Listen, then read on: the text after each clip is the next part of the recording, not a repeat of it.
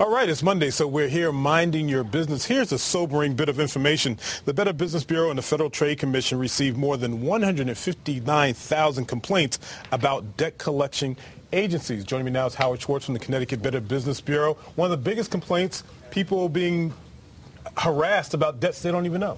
That's right, Rick, and it's not only for people who don't owe the money, but people who do owe the money as well.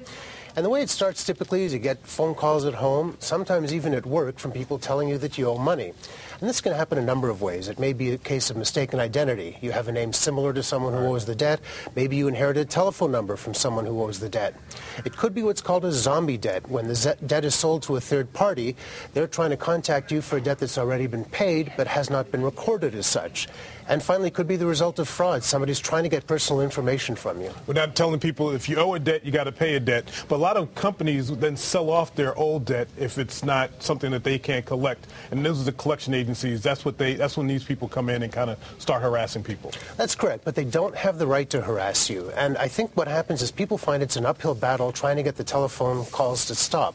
Now, the phone calls and angry responses aren't going to do it, but there is a piece of legislation called the Fair Debt Collection Practices Act that prevents us or protects us from being harassed by debt collectors. You know, a lot of times just trying to call on your own, that makes the problem worse sometimes. Yeah, because they think you're dodging the debt, which is a natural reaction. Telephone calls won't do it, but letters will. Okay, we have a couple of graphics we can put up. What should they do? Well, the first thing you should be doing is sending a certified letter to ask for proof of the debt. You want to know what they've got in their file. You want to know that it is a legitimate debt collection. And you request written proof of the debt? That's correct. You'll send a certified letter. You want to keep a copy of that letter as well as a return receipt.